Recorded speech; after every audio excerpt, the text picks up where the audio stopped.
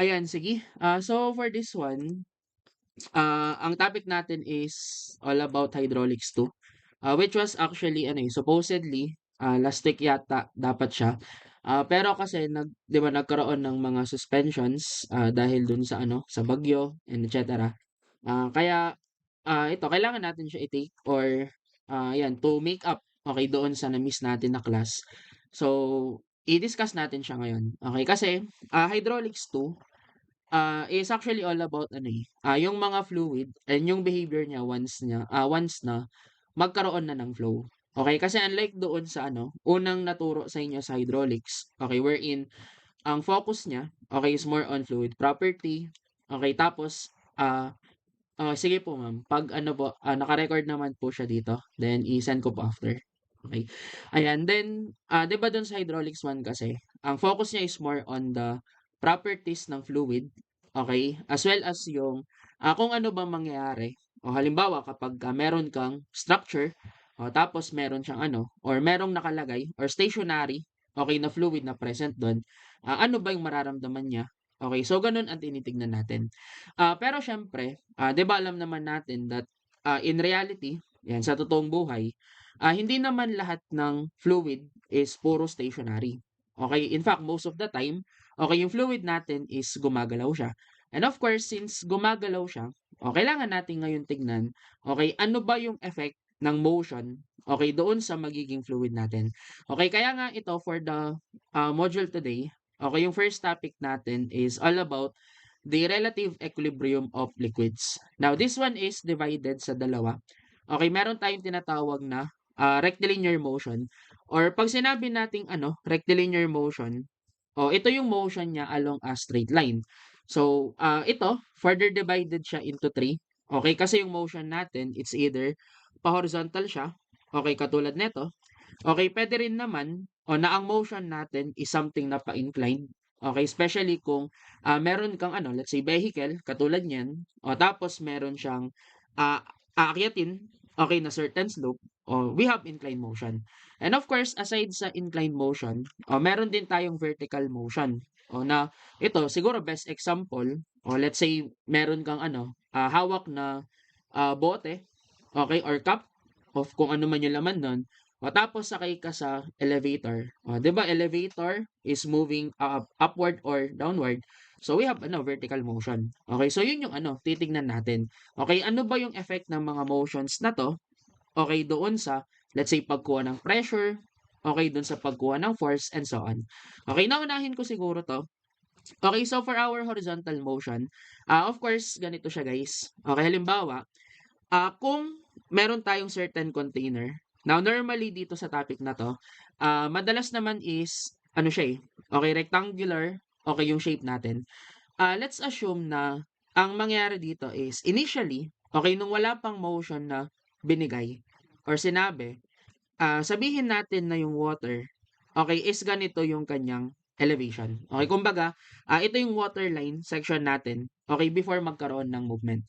Okay, ngayon siyempre halimbawa, let's say kung yung tank na 'to, okay is embedded dito sa ano, sa truck na 'to, and let's say nag-move siya, okay going to the right. Kailangan malaman natin ngayon, ano ba yung mangyayari dun sa water, once na gumalaw siya.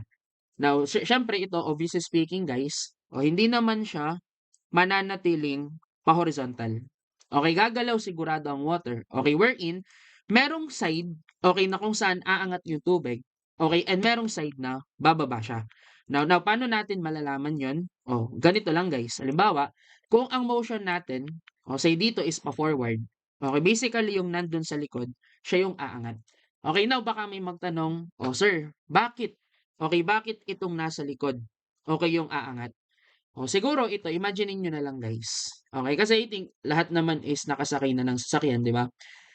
Halimbawa let's say, may sasakyan ta's nakaupo ka, okey then let's say ano, okey yung pagkakaupo mo is hindi siya gano'n, okey kaayos like, yung likod mo, okey hindi siya nakadikit do'n sa upuan.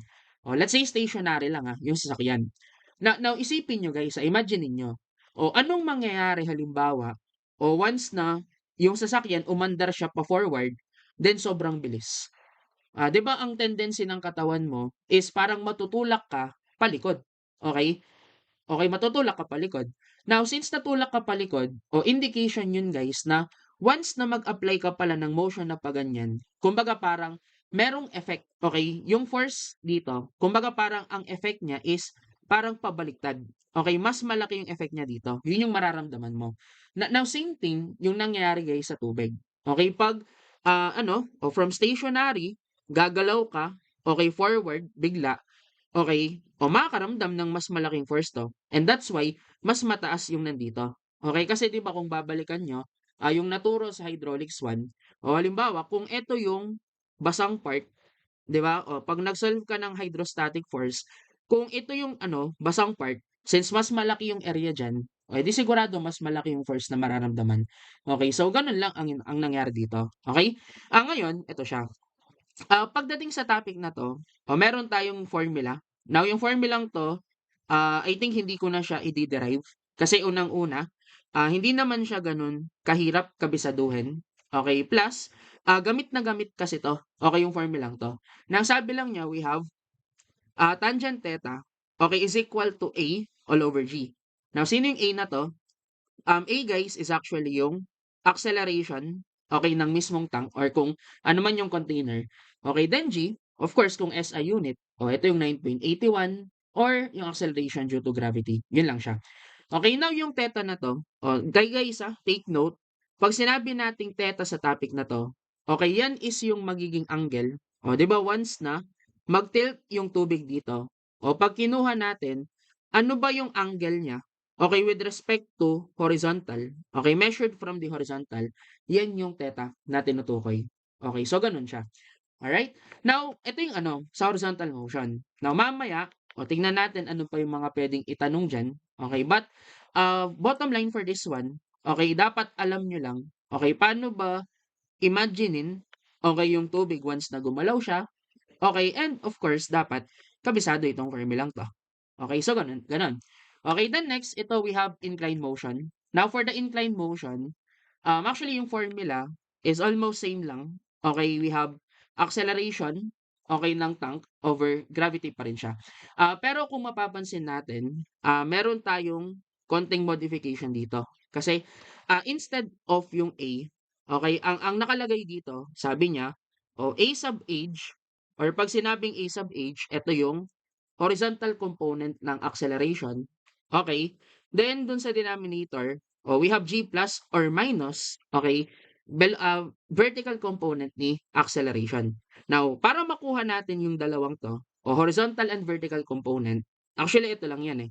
Okay, 'di ba kung pa-inclined ang surface, so syempre kapag ka dinrawing natin, okay, say si acceleration, okay, sigurado guys ano yan eh, okay, parallel yan doon sa okay, mismong surface natin kung saan siya gumagalaw. Always laging gano'n, okay? Now siyempre since ito, okay, is yung total value ni acceleration and yung sinasabi kasi niyang AH at saka AV is yung component niya horizontal and vertical, edi lumalabas na, kapagka sinolve natin ngayon 'yan, kailangan alam natin yung angle, okay, nitong surface na 'to. Now normally, ang representation natin dito is actually alpha. So yun yung makikita natin. Now ang ginawa lang, ito, saan nanggaling yung A cosine alpha? Dito lang sa sa trigo lang. Kumbaga parang, ito yung pinaka or siguro lagyan ko ng tilt para makita talaga. Ito yung acceleration. Yung AH na sinasabi is this one. Okay, then ito yung AV.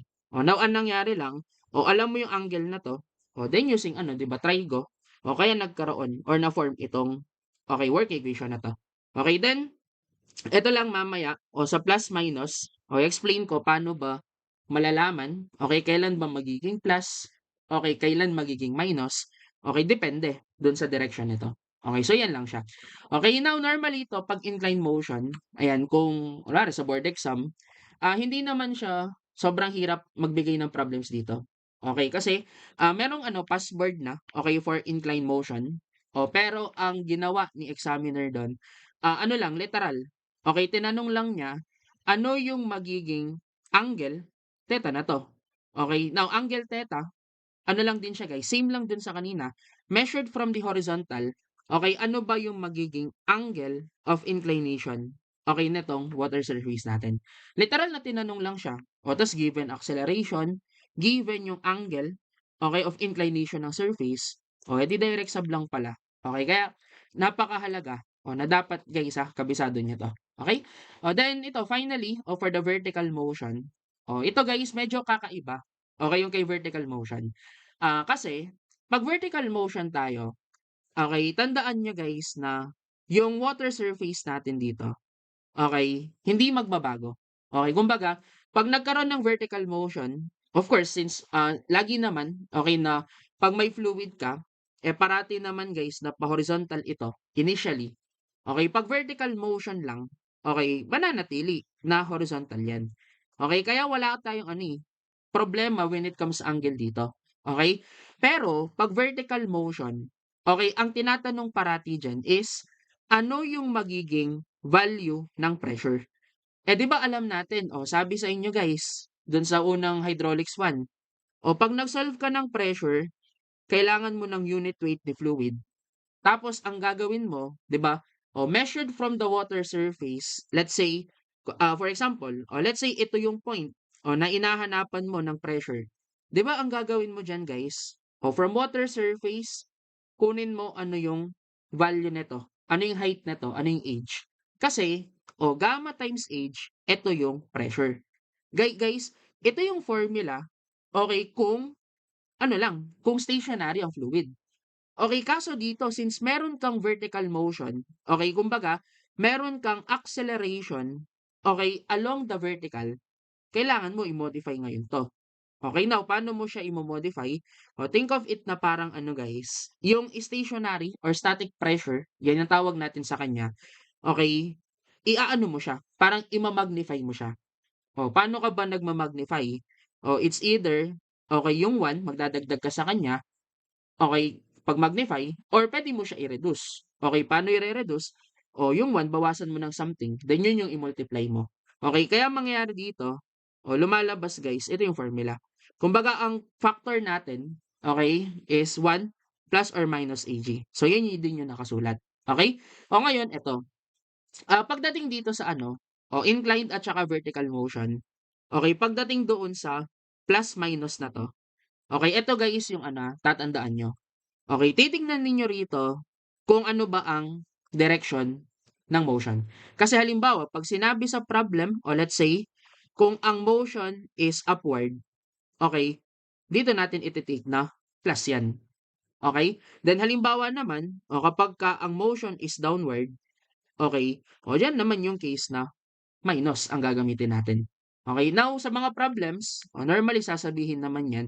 So, makukuha natin, okay, kung ano yung tamang sign talaga. Okay, so eto lang, 'yan, okay, for the rectilinear motion, 'yan yung mga kakailanganin natin. Alright, now I think siguro, para makita natin, okay, paano ba, yung atake sa mga problems dito, try nating okay, sagutan itong first situation or first problem.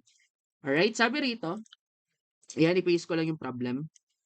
Yan, an open tank, okay, filled with water, is moving horizontally at a constant acceleration. Okay? Sabi pa niya, the tank is 2 meters wide, 5 meters long, and 3 meters high. Okay, in short, based dito, though hindi niya sinabi na rectangular, okay, ang tank ang meron tayo, but sa dimensions pa lang, basta pag nakita ka ng ganyan, 2 meters wide, tapos 5 meters long, then 3 meters high. Obvious naman guys na rectangle or rectangular tank ang sinasabi niya. Kumbaga 'pag tinry natin imaginein guys, ganito yung itsura ng tank, okay, na dinescribe niya. Okay, wherein, ito yung 5 meters, ito yung 2 meters, then ito yung height na 3 meters. Okay, pero siyempre ito, sabi niya, at rest the depth of water is 2 meters. Then sabi number 1, kapagka daw ang acceleration, which is A, is 4.905, gaano karaming tubig ang masi-spill or matatapon? Now, take note, okay, kaya nagkaroon ng pagkatapon dito, for the reason kasi na open tank ang sinabi. Okay? Now, paano ang gagawin natin ngayon dito? Okay, ganito guys. First step, as we can see, okay, ito yung tank. And of course, ang pinakaunang dapat nating gawin diyan is malaman kung saang direksyon ba siya nagmo-move. Okey, kasi sinabi lang niya, it is moving horizontally. Okey, now guys 'pag sinabi nating moving horizontally, okey, it's either ang nangyayari niya or motion na nangyayari is that 'pag ganyan siya, okey, kumbaga along the 5 meter length, yun yung gumagalaw or puwede rin naman kasi depende 'di ba sa pagkaka-drawing, o puwede rin naman na baka ito pala ang tinutukoy niya. Pero I think obviously speaking guys, 'yan siguro kung magiging practical tayo, okay, let's be realistic. Kung merong ano, let's say tangke ng tubig, 'di ba paano ba natin tina-transport 'yan? Okay, 'di ba tina-transport natin siya, in a way na ang gumagalaw is yung length na 'to, okay? And I think common sense will tell us na, para ma-solve mo 'to, i-assume mo, okay na ito yung gagalaw. Now bakit ko sinasabi 'yan? Kasi 'pag nag-solve kasi tayo guys, okay, ng mga problems dito, hindi mo naman totally need talaga na tignan siya, in 3D. Ang gawin mo rito, to simplify things, para padaliin buhay mo, drawing ka na lang ng ano, rectangle. Tapos ipakita mo na lang, kung sinong dimension ba, okay yung gagalaw. Na halimbawa sa case natin dito, 'di ba, say for example, eto yung tank. Tapos ilagay ko, eto yung 5 meters, tapos eto yung 3 meters na sinasabi niya. Okay yung height. Yung 2 meters hindi ko na siya guys ipapakita diyan kasi, in 2D 'pag tinignan mo in 2D, parang tuldok lang 'yan. Okay siya yung ano, perpendicular sa screen, okay. Then ilagay ko yung sinabi niya, na initially, okay, at rest the depth of water is 2 meters. Gawa ka lang ng pa-horizontal dito na 2 meters. Okay, ayan siya. Okay? So now, anong next step ngayon, pagka nagawa natin 'to? Ganito na guys. 'Di ba sinabi naman niya na for this one, ang acceleration natin is 4.905 meters per second squared. Why not ang gawin natin is ito. 'Di ba since ang ano, or since yung tank na 'to is gagalaw horizontally, okay, let's say going to the right siya, di expect natin na magkakaroon ng tilt ito. Okay, magkakaroon siya ng inclination. Okay, pero sabihin ko sa inyo guys ganito, Okay, kapagka merong spilling na magaganap, which is again mangyayari siya kapagka, open yung tank natin, okay? Meron tayo actually two possible cases for this one. Okay, now ano yung dalawang possible cases na yon? Pakita ko guys. Okay, kopyahin ko 'to, okay? Kasi halimbawa, kung gumagalaw siya going to the right, sigurado guys kung merong matatapon, ang idea dito or yung water surface mo ngayon, dun sa bandang right end, sigurado guys, nandito na siya. Okay, dun sa pinakadulo. Kasi nga may natapon na, 'di ba? Ngayon, ganito gagawin mo. Kailangan ma-imagine mo, okay, paano yung magiging itsura nito once na mag-tilt ang water surface. Puwedeng mangyari guys, it's either gaganito siya, okay, puwedeng gumanyan siya, or puwedeng gumanito siya. Okay, kasi ano guys, sinabi lang niya may matatapon. Ngayon puwede siyang gaganito o puwede siyang gumanito. Now ngayon, paano ang gagawin natin dito? Okay, alamin natin guys, paano ba sino ba ang magiging tama dito. Now para magawa natin 'yon, ito yung i-check natin, okay. Ang puwede nating gawin rito, puwede ko na alisin actually yung 3 meters na 'to. Halimbawa, case number 1 tayo, okay. Say for example, gagawin natin itong case number 1, okay? Kung gagawin natin yung case number 1, di lumalabas, pagka okay, ang idea dito guys, as much as possible, buo lang kayo ng right triangle. Okay, kung gusto niyo mapadali buhay niyo, hanap kayo paraan na magkakaroon ng right triangle. So halimbawa sa case na 'to, meron tayong right triangle. 'Di ba sabi natin kanina, oh, itong angle of inclination ng water surface, 'pag sinukat mo siya from horizontal, puwede rito, puwede rin dito, parehas lang naman. Okay, eto yung theta, okay na, nandun sa formula, okay. Tapos ang gawin ko, kung ano man yung height na 'to, pangalanan kong z, okay, kung ano man ang value niya. Kasi eto yung next step diyan guys. Okay, assuming, sulat ko dito, assuming case number 1, ang maggo-govern, okay, kukunin natin, ano ba yung magiging value netong z na 'to? O paano kukunin ang value ng z? O ganito lang guys, 'di ba alam natin, ano yung total na width na 'to? O 'di ba based sa figure, that will be equal to 5 meters. O ngayon, gamit tayo ng trigo function. O kasi 'di ba, o meron tayong right triangle, which is ito, okey ayan yung right triangle natin. Meron kang angle, then yung z, okey hinahanap natin kumbaga ito is the opposite, 5 is the adjacent, eh di guys lumilitaw na puwede nating gamitin si tangent theta. Okay, based sa nakikita natin, o opposite is z, adjacent is 5. Kumbaga ito yung working equation. Okay? O pero 'di ba sabi natin, pagka horizontal motion ang meron ka, tangent theta equal ba saan 'yan? 'Di ba sabi natin, that is A over G. Okay, ito 'yan, no? Ayan, no? Balik tayo sa formulang 'to. Yan din si tangent theta. Okay? O kaya nga kung alam natin 'yon, o alam natin A is 4.905. Okay, or sige sulat ko muna, o A over G, okay para may guide. Okay, o 4.905, o i-divide ko kay G na 9.81. O ngayon, ang pwede nating gawin, o kahit hindi nyo na-isolve kung ano yung theta, okay? Kasi kung ang goal mo lang naman, o is malaman ano yung value ng Z, o eto yan, Z over 5, lumalabas equal yan sa 4.905 over 9.81. Okay, balik ito siya. Okay, ngayon, tingnan natin ano yung mangyayari. Okay? So, pwede natin isolve. Okay, kung ano yung value ng z. Okay, ngayon, pag sinolve natin, okay, kung ano yung magiging value ng z. Ito lang naman yan. X over 5. Okay, equate lang natin siya. Okay, 4.905. Then 9.81. Okay, then shift solve lang natin. Okay, lumalabas, Z is 2.5. Okay, edi sulat ko. For this one, Z is 2.5.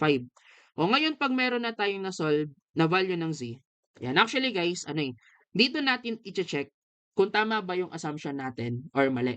Okay, kasi take note, di ba nag-assume lang naman tayo na ito yung mag-govern. Di ba? Now, paano natin malalaman, okay, kung tama yung assumption? Balik tayo dito. Okay, kasi, di ba, sabi sa problem, ang total height ng tank, which will be this one, okay, is equal daw to 3 meters. Tama? Yan yung height ng tank. Okay, edi guys, para makita mo kung tama yung assumption na to, i-check mo lang kung nagme-make sense ba yung z na nakuha mo. Paano malalaman? Ganito lang guys. Yung value niya, ikumpara mo kay 3 meters. Kung ang nakuha mo is let's say, mas mababa kay 3 meters, that means tama ang assumption. Pero halimbawa, let's say nakuha mo 4 meters. Okay, lagpas siya. Okay, kumbaga parang lumilitaw na ang z mo is nandito siya. Yun yung mali.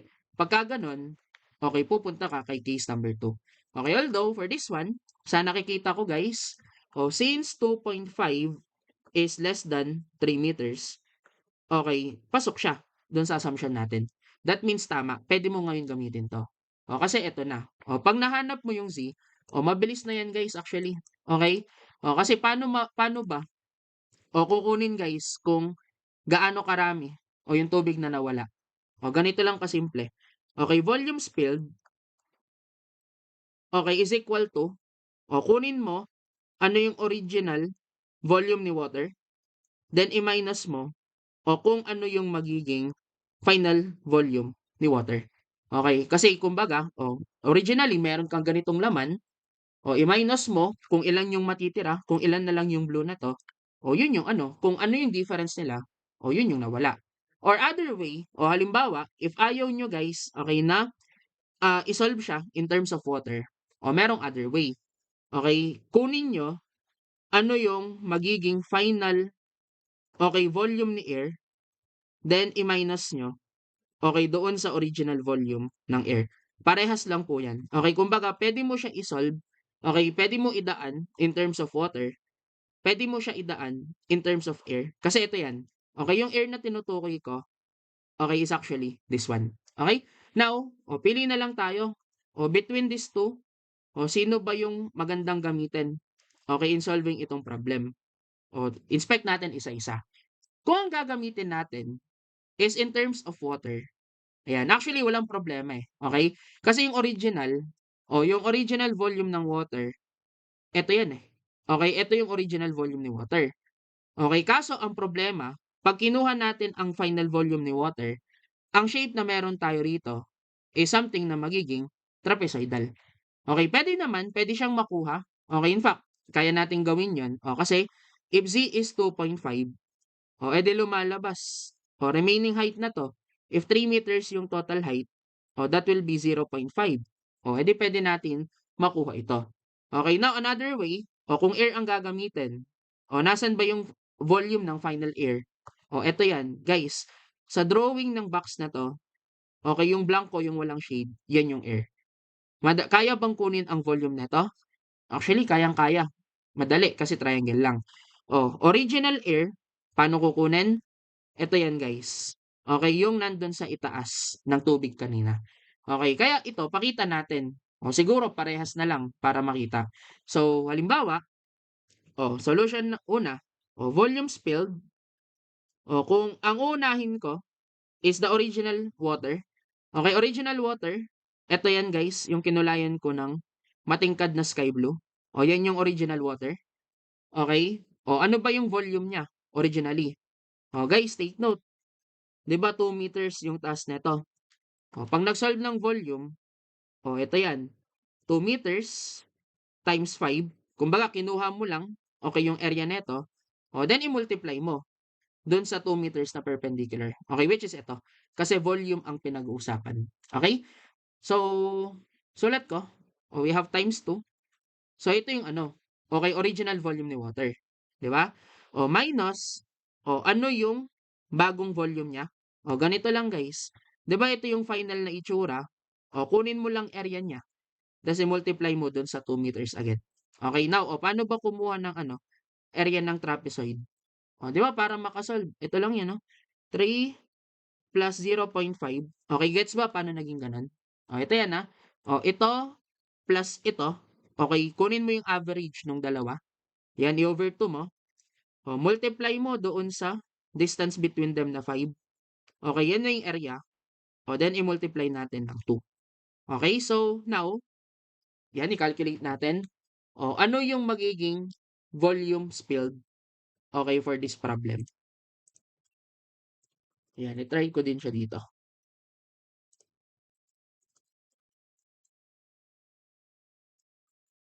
Okay, ang nakukuha ko, okay, please pa-confirm, guys, if we're getting the same, is 2.5 cubic meters. Okay, parehas ba tayo ng naso-solve, guys? Pa-confirm.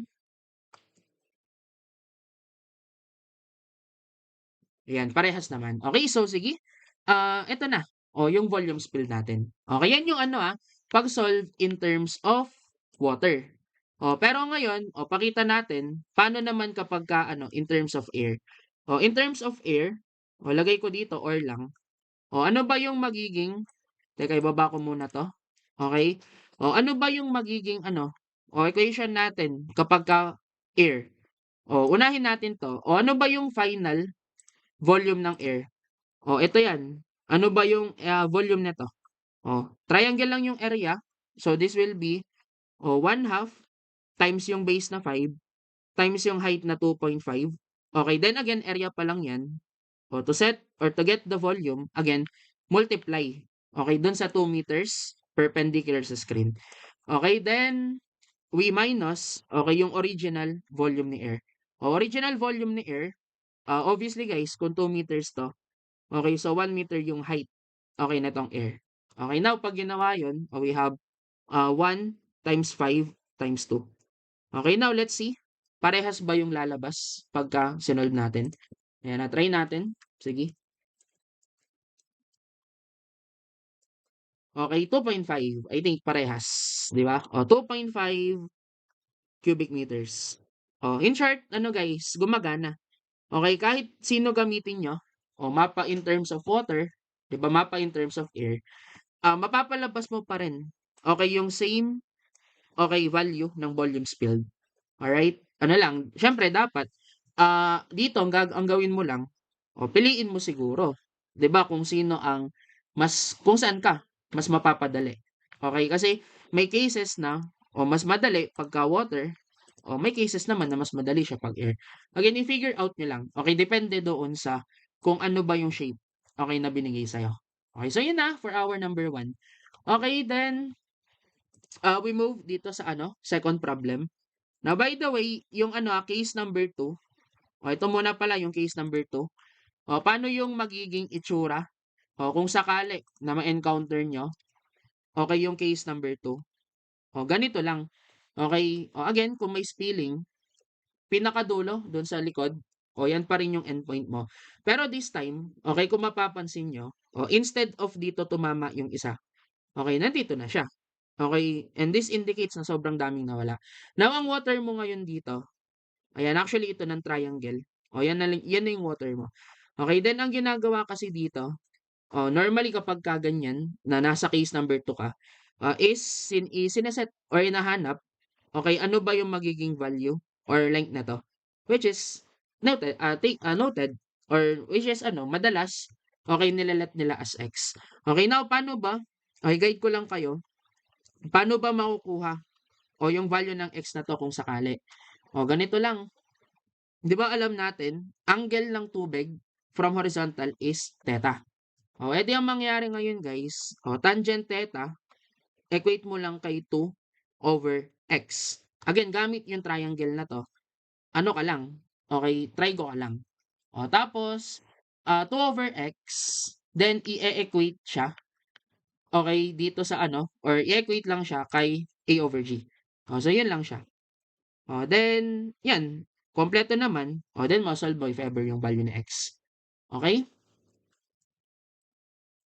Ayan, wait, i-download ko lang po. Okey, so yan na guys, if ever dun sa ano, case number 2. Alright, so sige, any questions guys? May tanong ba or any clarifications? Before tayo ano magpatuloy.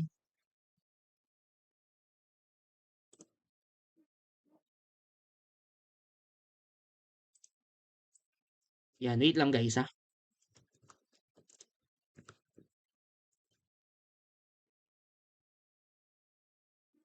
Excuse lang for a while guys.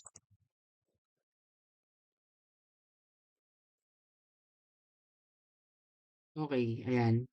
Alright, ayan sige. Sorry dun sa ano guys, pause ng konti, ayan. Pero at least ano 'di ba, nakahinga-hinga. Ayan, sige, anyway, wala bang tanong dun guys sa ano, first problem? Hopefully, nakasunod naman. Okay, then ito, move tayo, dito na sa ating second, okay, situation. Na kunin ko lang yung problem. Okay, kasi ano bang nangyari? Okay, second problem. Sabi niya guys, eto daw. If the tank is closed, okay, in short, ano, same dimensions pa rin tayo. Okay, pero sarado na daw siya this time. And acceleration is increased to 9.81 meters per second squared. Tinatanong ngayon dito, okay, kung ano yung magiging maximum force acting doon sa back face ng tank natin. Okay, now, syempre ito. Okay, una natin guys, mapapansin dito na pinagkaiba niya doon sa kanina is that sarado na yung tangke. Okay? Now, of course, kung sarado yung tangke, I think common sense, okay, will tell us guys na, halimbawa, pag tinanong ka, ano yung volume spilled? O kunwari, if tank is closed. Guys, matik naman siguro, no? Na ang sagot doon will be zero. Okay? Kasi kung sarado yan, kahit paano pa, di ba? Kahit paano pa mag-move ang tangke or yung tubig, wala. Okay, walang matatapon kasi nga sarado. Okay? Ngayon imaginein natin guys, halimbawa, ihiramin ko, okay, let's say ito, hiramin ko ulit yung tangke na 'to, okay? Pero kung sarado na siya this time, tapos kung makikita niyo guys, sobrang laki, 'di ba? Sobrang laki nung, difference or yung acceleration natin, sobrang taas niya, naging 9.81, okay, meters per second squared. Ang gawin natin siguro, I think for this one, yung pinaka the best na gawin is i-solve natin yung angle mismo. Okay, para at least may pupuntahan. Okay, itong ano natin. Okay, yung ginagawa natin. Okay, kasi ito yung medyo mahirap na case yung close tank. Okay, tangent theta. okay, is equal to A over G. O kung ang A natin is 9.81, o tapos ang G is also 9.81, o edi lumalabas na ang value ng theta, okay, for this problem, okay, o ano ba yung arctan ni 1? Kasi 9.81 over 9.81 is 1. Okay, lumalabas na this is 45 degrees.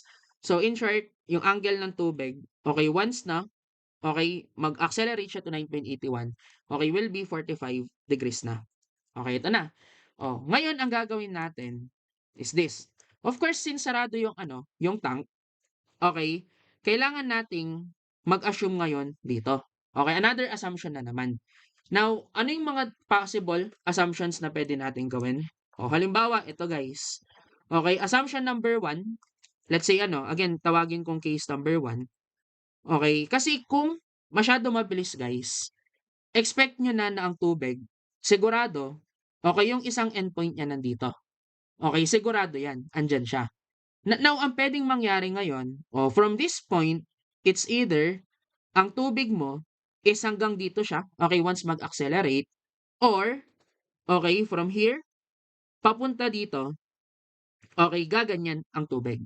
Okay, so in short, pag case number 1, ganito yung itsura ni tubig. Tapos, kapag case number 2 naman tayo, okay, which is yun nandito, ayan, ganito naman ang magiging itsura ng tubig. Now, pag nag-solve tayo ngayon dito, since merong dalawang case possible, parang ano lang, parang katulad lang kanina, kailangan nating ano, mag-assume.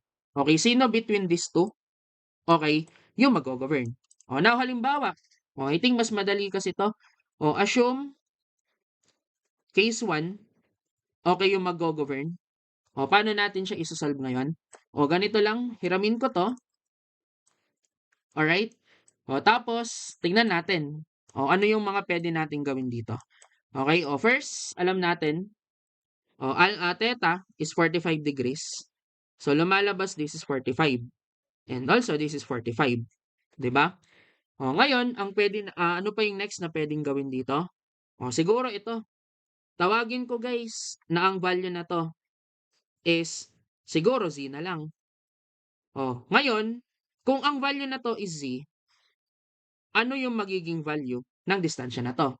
Well, actually, using trigo, pwede nating kunin yan.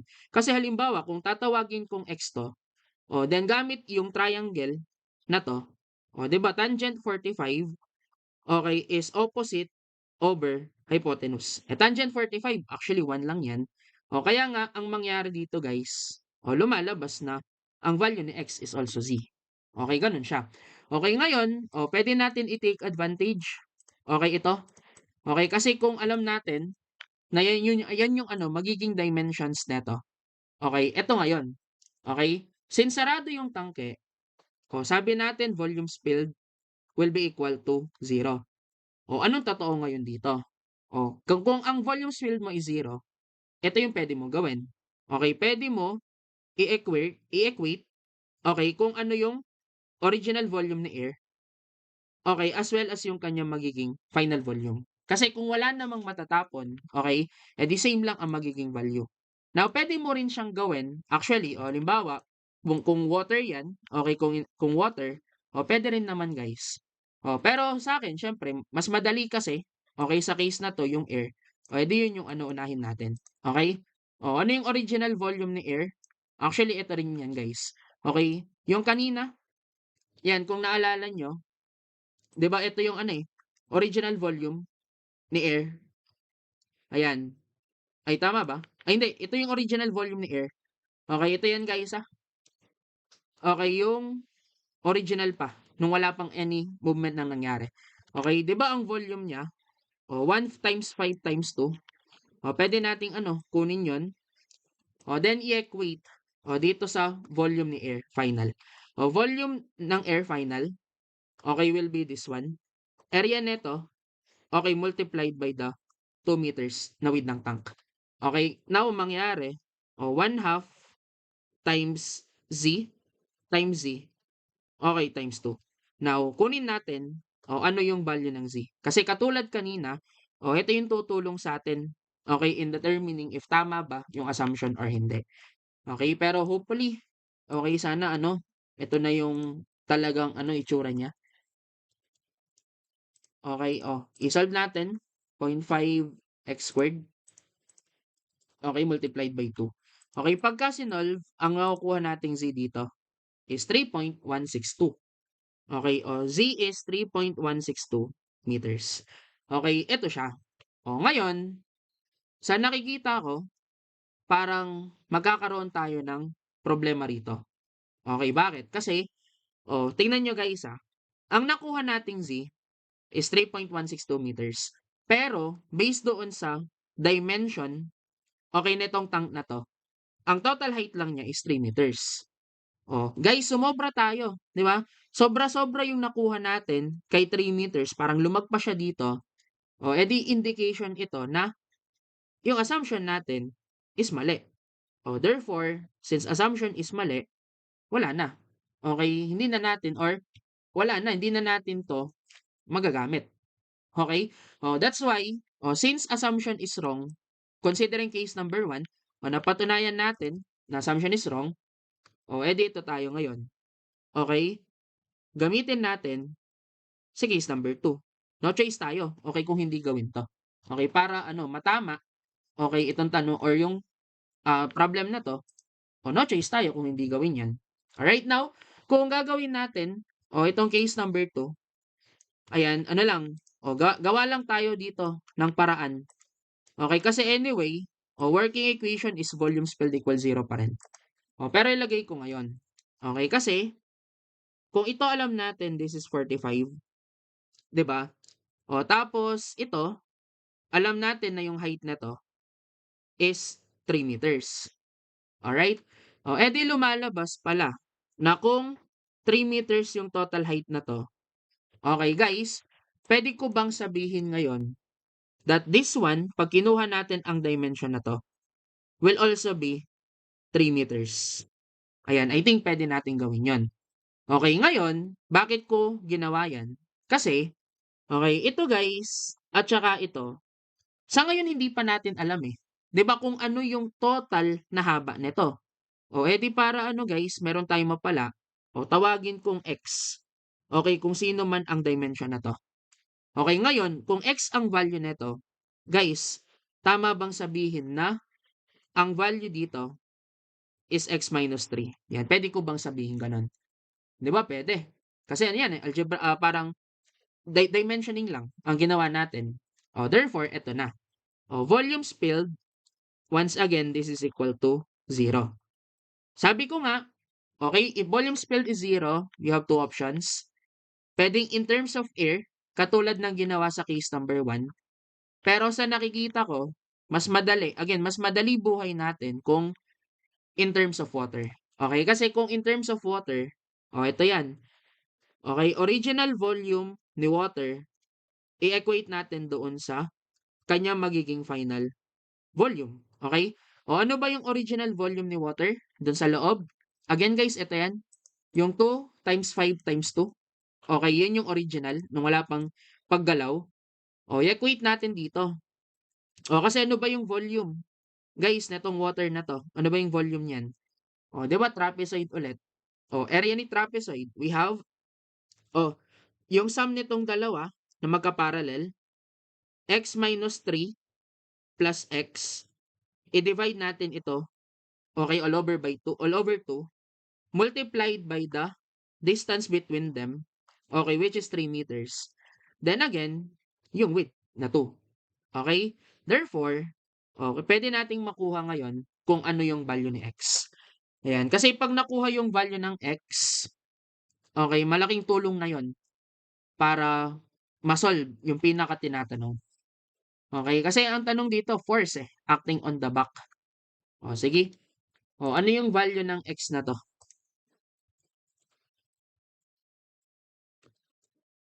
Ayan. Pwede nyo guys, pag sinolve nyo, i-send nyo na lang yung sagot dyan sa chat natin. Okay? Although, eto, computein ko na rin siya. Okay, ang nakukuha is, yan, may nag-send. 3.1667. Okay, sige ano ko na rin, verify. Yeah, ito yung nakukuha ko. Let me check, kung tama yung ano ko na input. Okay, paano nga pa-double check kung tama yung input? Kasi sa akin ang nakuha ko, ayan, check ko yung input ko, Ito yung original volume, 2 times 5 times 2 yung original. Okay, x minus 3. O kahit lagyan ko ng ano 'to, parenthesis. Okay, plus x. Kasi ito yun, Okay. Yeah, ayan, I think parehas na tayo 'no, nakuha. O 4.833. O ito yung nasa-solve ko. Ayan. So 4.833 meters. O tapos 'pag tinignan natin guys, 4.833 meters, actually nagme-make sense naman. Okay, bakit? Kasi ang chine-check mo lang naman dito, okay, is kung lalagpas ba siya kay 5 meters do'n sa haba na 'to. Eh, pasok naman siya, eh, di nagme-make sense yung assumption. Okay, nagme-make sense yung case natin. Ayan, nakuha na natin siya. Oh, finally nakuha na.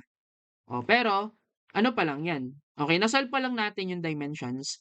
Pero paano tayo matutulungan nito, in solving itong force? Okay, actually ito na. Okay, kopyahin ko 'to. Ayan, then sulat ko. Since case 2 governs, okay, 'pag nag-solve tayo ngayon ng force, using yung ano, naturo sa inyo na hydrostatic force, okay, 'di ba, yung formula doon, puwede natin siya gamitin dito rin. Okay, yun nga lang, ito tandaan niyo guys, halimbawa, 'pag meron kang closed tank na ganito, okay, kailangan malaman natin asan yung kumbaga parang katumbas na water surface, okay, once na gumalaw siya. Okay, kasi ang nangyayari kasi ito, common mistake na ginagawa ng iba, 'di ba, yung sinasabi niyang back face, ito kasi yun, Okay, ito yung back face na sinasabi niya. Okay, now baka yung ibang gawin nila, is that 'pag nag-solve ng force, dito na lang, okay, ilalagay yung water surface. Okay, kasi sa pag-solve ng force, take note guys, ang formula diyan is gamma h bar times A lang. Itong gamma wala kang problema, h bar, okay, ito yung problema kung hindi mo alam yung water surface, asan siya. Okay, then area, wala kang problema. Okay, kasi 'pag tinignan mo 'to, okay, rectangle lang siya. So, alam mo na kung ano yung area niya, 'di ba?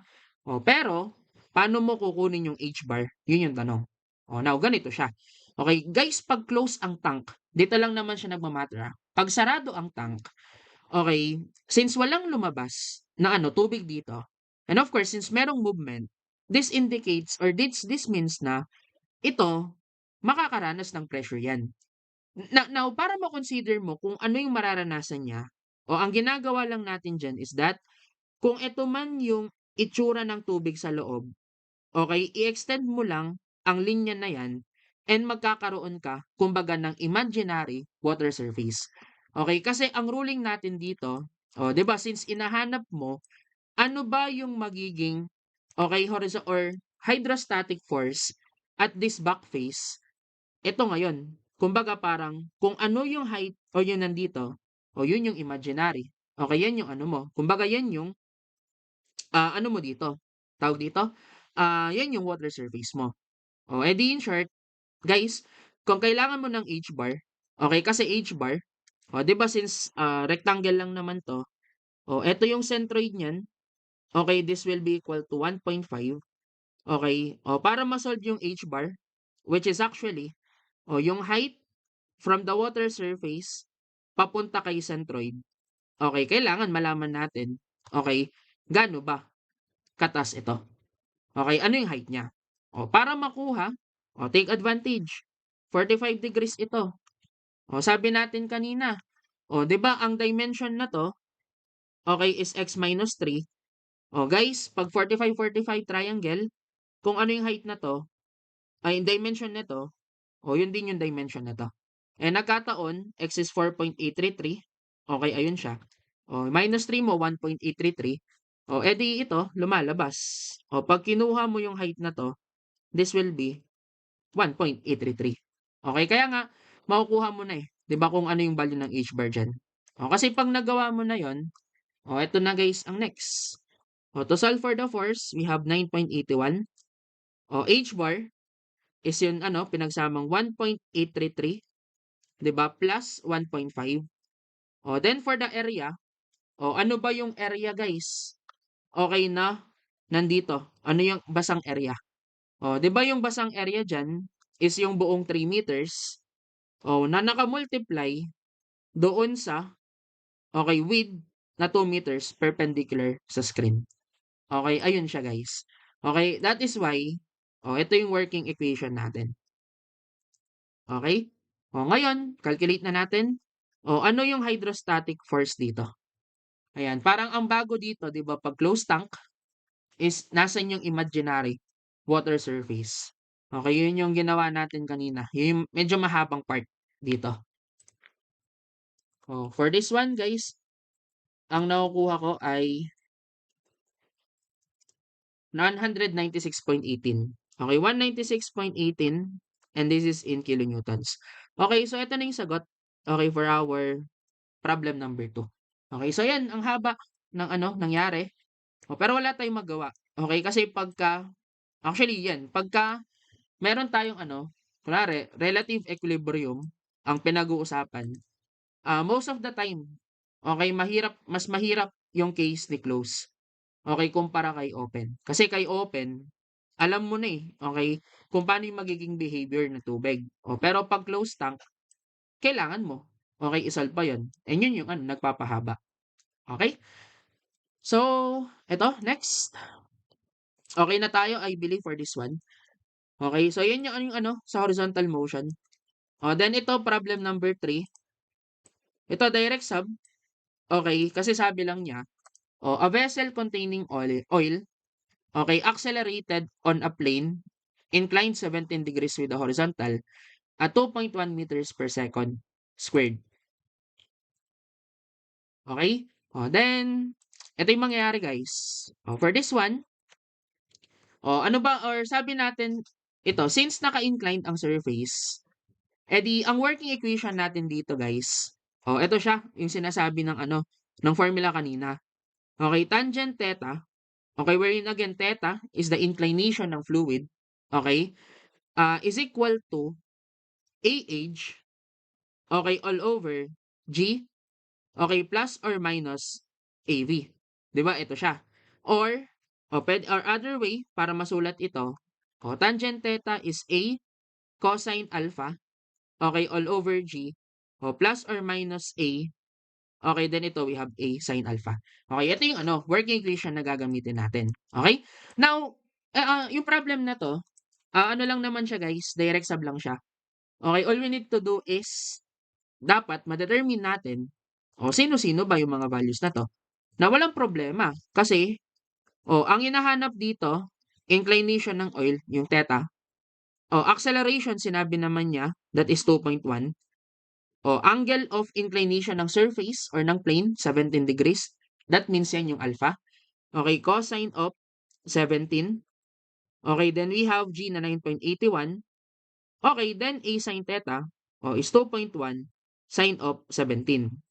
Pero ang tanong dito, okay, ano ba yung gagamitin natin? Okay, na operation. Is it plus ba? Or is it minus? Okay? Ang gagamitin natin dito, sabi nga natin kanina, depende sa motion. Now, sinabi niya guys, sabi dito, when the motion is downward. Of course, since downward ang motion guys, okay, di ba sabi natin, for downward motion, we should use minus. Kaya nga, okay, magiging pag ganito siya. Okay, now, gamit ngayon yung equation na to guys, pwede na natin ma-solve kung ano yung theta. Okay, so, ayan, irekta ko na. Ayan, sige, sa calculator. Ayan, arctan of 2.1, okay, times cosine 17. Then 9.81 minus ito. Okay, ito na siya. Okay, we have theta of 12.32 degrees. So, ito na yung sagot, okay, for our problem number 3. Okay, mas madali, mas mabilis siya. Okay, kasi literal na lang, direct sub doon sa formula. Okay, kapag ka-incline motion. 'Di ba? Then ito next. Situation number 4 to number 5. Another, actually, to? Direct sub lang siya. Okay, kasi sabi rito, oh, an open tank, okay, containing oil of 0.82 is accelerated vertically, okay, at 7 meters per second squared. So, tinatanong lang niya, determine the pressure, okay, 4 meters below the surface if the motion is, for number 4, upward with a positive acceleration. And for number 5, we have downward with a positive acceleration. Okay? Guys, ganito lang. Say for example, ito yung tank. Tapos sabihin natin ito yung oil. Okay? Tapos ang kailangan lang naman is malaman ano ba yung pressure, 'di ba 4 meters below the surface. Edi again, kung gagawin natin ito, okay, using ano na walang paggalaw, na wala pang paggalaw, 'di ba ang value supposedly neto is gamma h lang. Okay, wherein ang gamma, ano ba unit weight ng oil dito? Guys, nagbigay ng specific gravity, multiply, 0.82 times 9.81. Yan yung gamma. Then yung age natin, since at the depth 4 meters ka, okay, edi times 4 ka ngayon. Ito yung gamma age. Pero syempre, since gumagalaw siya, kailangan mo idagdag to. 'Di ba? 1 plus or minus A over G. Ngayon, ilagay ko. For number 7, we have 1. Okay, then ang motion niya, sabi sa problem is upward. So we use plus kasi paangat siya. Okay, now acceleration is given as 7. Since sinabi naman positive acceleration ka, edi as is lang, 7. Then divide 9.81. Okay, now expected dito, dapat tumaas ang pressure. So yun lang naman, okay, yung difference niya. Therefore guys, pag kinalculate natin, let's see, ano yung magiging value niya. Okay, so for this one, ito siya. Sorry, kulang pa pala. Okay, times 4. Okay, ang nakukuha ko, we have 55.14, okay, kilopascals. Parehas naman. Okay, so ito yung sagot, okay, for our number 4. Okay? Tapos problem number 5, paano yung modification dito, guys? Ang modification, since naging downward, 'di ba ang motion? Eto ka, instead of plus, gagawin mong minus. Then sinabi niya, positive acceleration pa rin naman. So, you put 7 pa rin dun. Okay, over 9.81. Okay? Therefore, ano naman ang pressure pagdating dito? Ito naman, bababa siya, sigurado. Okay, yan. Ang nakuha ko is 9.22. Are we getting the same answer? Okay, let's see. Ito rin ba yung nakukuha nyo, guys? Okay, thank you. Ito na, guys, for our number 5, 9.22 kilopascals. Okay, now ano na lang siguro, pag vertical motion, take ano na lang, double care na lang, dito sa sasabihin niya. Kasi, pwede naman, mangyari sabihin niya, upward with negative acceleration. Pwede kasing gano'n. Now, pagka gano'n, plus ka pa rin dito, pero of course, kung negative acceleration 'yun, gawin mong -7 'to. Okay, 'yun lang naman yung ano niya, okay, pinagkaiba.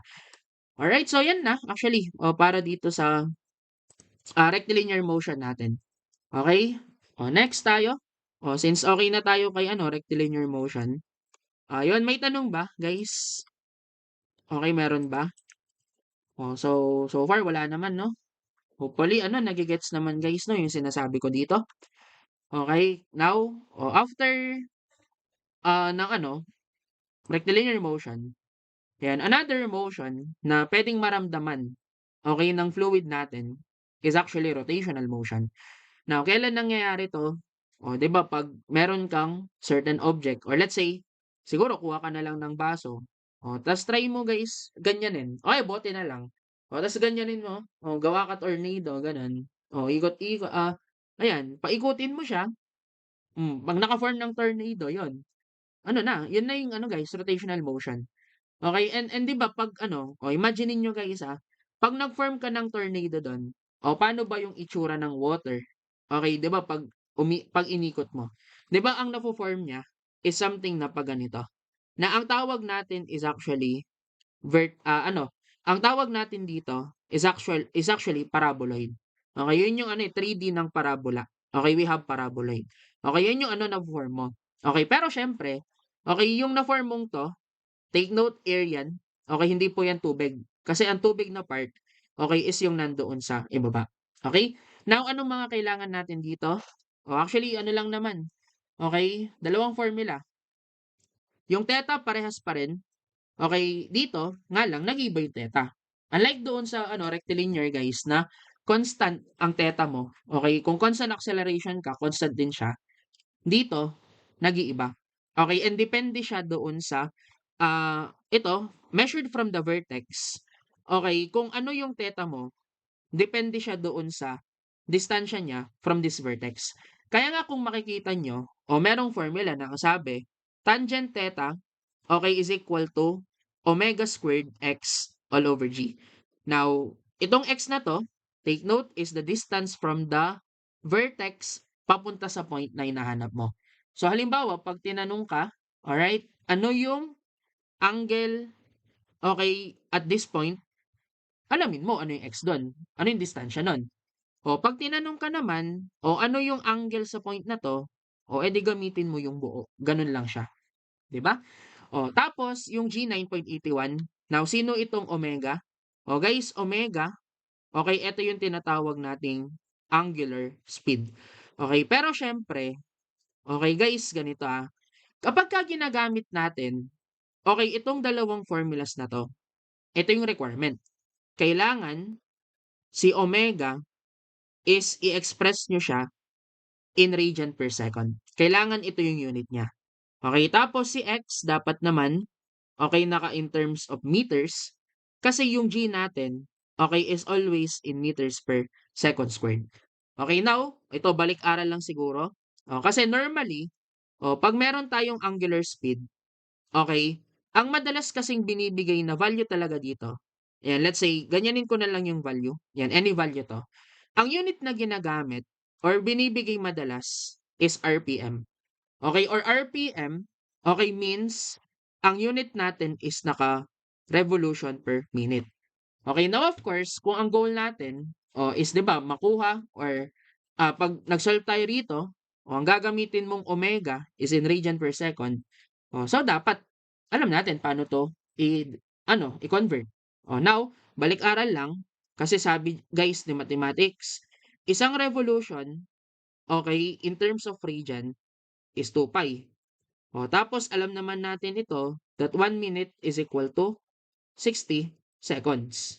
Okay? Now, kapag ka in-apply natin 'to, puwede tayong makakuha guys ng conversion factor to convert RPM, okay, into radian per second. Now, ganito lang siya pala. Kumbaga lumalabas that 1 RPM is equal to, pag sinimplify ito, 2 pi over 60, puwede mo sabihin guys na pi over 30 radian per second. Okay, kaya puwede mo gawin, let's say binigyan ka 10 RPM, i-multiply mo na lang siya ng pi over 30 para ma-convert, okay, into radian per second. Okay, so ganun lang guys. Okay?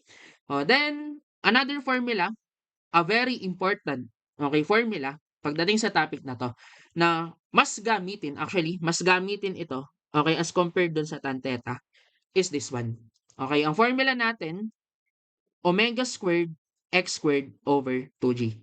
Now, madaling maalala 'to, okay, kasi kung kabisado mo ito, puwede kang parang mag-integrate ka lang with respect to x. Integrate mo 'to, ito yung lalabas, yung y. Now, tandaan niyo guys ito, okay, 'pag sinabi nating y dito, ito yan actually. Okay, measured from the vertex nitong parabola, okay, papunta doon sa dulong point dito sa container natin. Okay, kung nasaan yung pinakadulo ng tubig doon. Okay, kung ano man guys ito, yung height na 'to, yan yung y na tinutukoy. Okay, hindi siya baka yung iba isipin nila, measured from here papunta doon sa pinakadulo ng tank. Hindi. Okay, ang y dito papunta sa dito sa parang pinaka outside edge, okay, ng container. Ano yung height?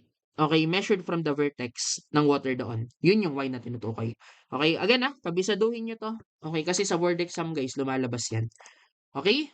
Ito na. Try natin siguro or ganito. 'Yan, sige para mas madali. Kasi, 'pag rotational motion, 'yan, actually guys, medyo mahirap siya. Okay, medyo mabigat. Okay, yung mga solution dito. Bakit siya nagiging mabigat? One reason is it's because 'pag nag-solve ka dito, magre-relate ka ng mga volume, okey? Tapos ang mahirap ito, guys, ang volume na kino-consider natin dito is, volume ng paraboloid. Paano pa 'pag mas pinahirapan yung case, mas mahirap siya, okey? Kaya nga ganito na lang, instead yung mga mano-manong solution ang gagawin natin, ang ituturo ko sa inyo dito, by the way ano lang tayo, okey, ang idi-discuss ko lang is open tank. Okey, kasi pagdating sa board exam, 'di naman lumalabas yung closed tank, eh. Okey, kasi mas mahirap siya as compared dito. Though mamaya, 'yan merong isang problem na closed tank, yung passboard. Siguro yun na lang ang i-discuss ko, okey, for closed tank. Pero ang focus talaga is open tank. Okey, ganito. For open tank, eto yung condition natin. Okey, take note of this, Ito yung mabilis na paraan, eh. Okey, ang condition natin, kailangan no spill.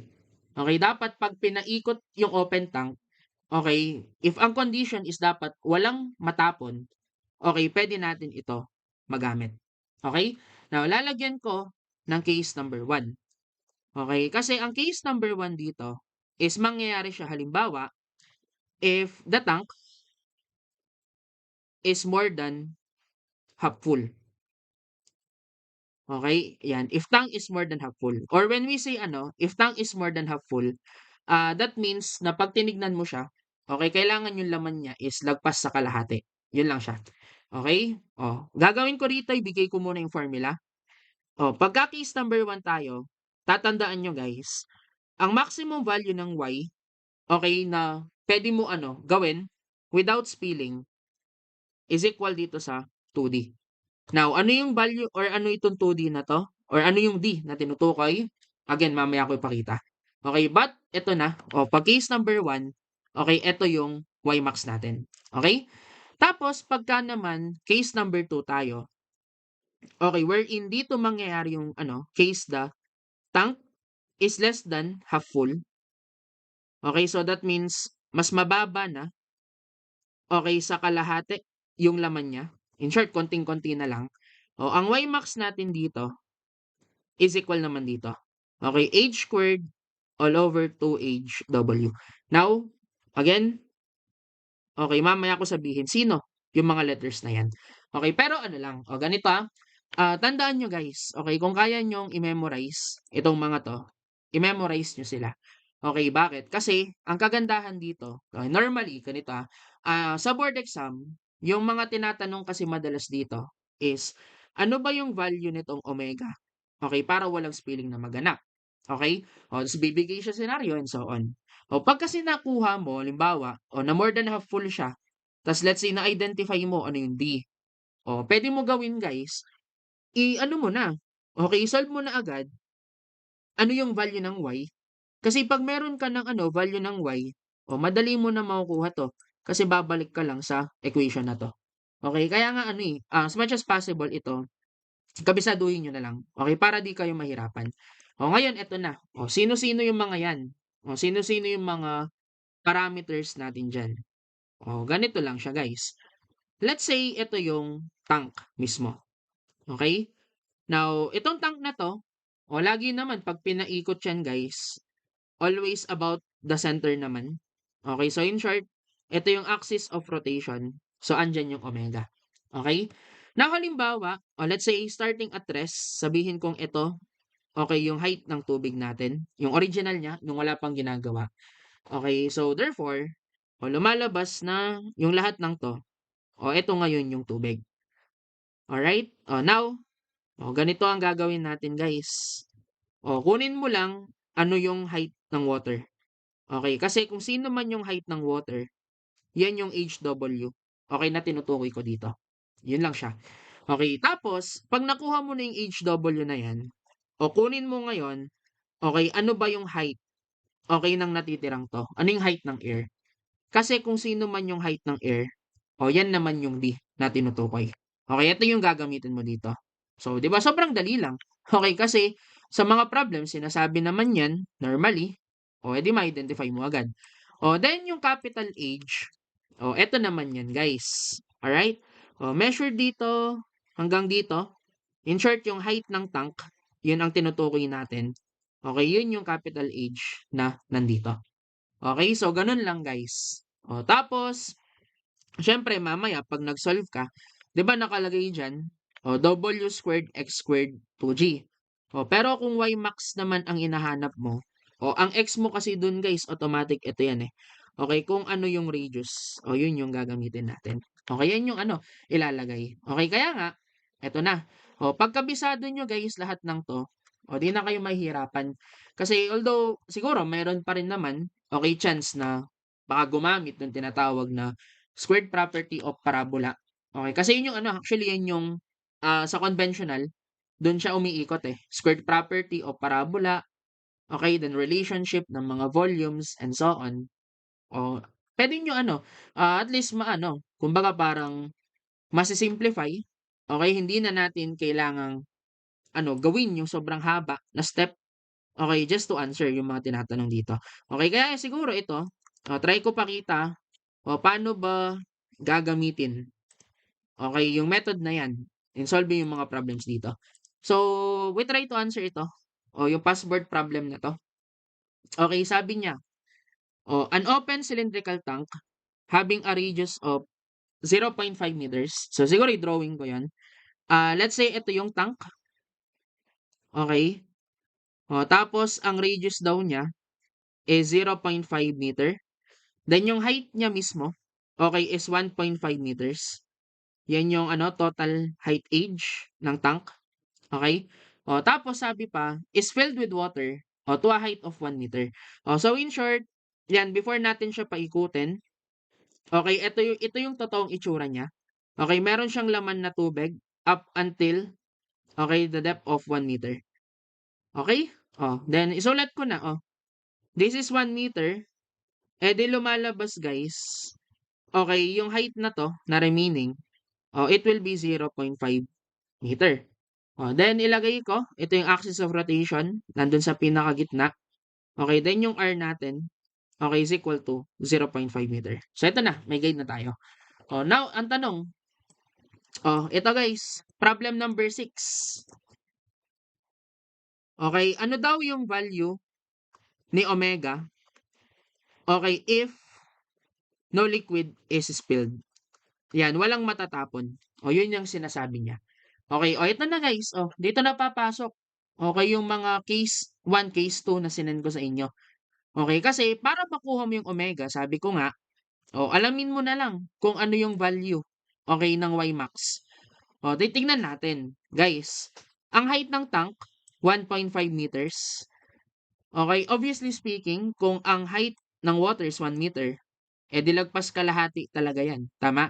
Lalagpas ka kay kalahati, more than half full ka, di pasok ka dito sa case number 1. Di gamitin mo to. No spilling, ang Y max mo ngayon, 2D, kasi pasok ka sa kanya. That's why ito na lang. Ito na. To solve for Y max, which is again 2D, ano ba yung value ng D? Sabi dyan, sa nakuha natin, that is 0.5. Therefore, Y max natin dito is 1 meter. Okay? Ngayon, if 1 meter yan, we can now solve for omega. Kasi nga ang formula, Y is equal to omega squared. Ito general kasi ito yung x squared. Pero i-ano ko na, irekta ko na kasi Y max ka. So R squared ka ngayon. Okay, over 2G. So ito na yung gagamitin natin. Okay, now direct sum na lang tayo guys. And we will have this.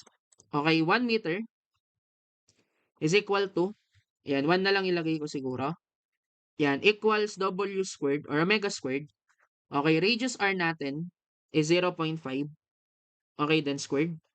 Okay, then we have 2. Okay, then times 9.81. Okay, now shape solve na lang. Okay, then makukuha na natin. Okay, ano ba ang value ni omega? 'Di ba? So ito calculate natin.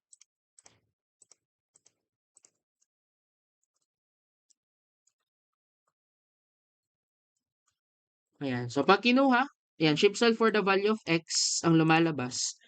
We have 8.859 or 8.86. Yan. 8.859. Okay, and this is in radian per second. Okay, so eto na, guys. O, para dito sa problem number 6 natin. Okay, di ba? Siguro ito, kung familiar kayo dun sa conventional, dun yung guys mas ma-appreciate yung solution na to. Okay, kasi yung conventional, kunwari, sasagutin mo yung tanong na to, abot ka siguro 5 minutes. Okay, 5 minutes na yung medyo mabilis. Okay, in solving this. Pero, again, kung kabisado mo siya, o even 1 minute, di ba, kaya mo siya masagot na yun. Then ito, number 7 tayo. Ito, mas mahirap to. Pagka conventional, okay, ito yung mahirap. Pag meron ng natapon, okay, paano siya isosolve? Sa conventional, sabi ko nga, ito yung sobrang hirap nito. Okay, pero kung gagamitin natin, okay, yung nandito guys. Actually, pwede pa rin. Okay, pwede pa rin siya magamit. Although, ganito, isipin ko yung iba, baka sabihin nila, Sir, di ba sabi mo yung mga method na to?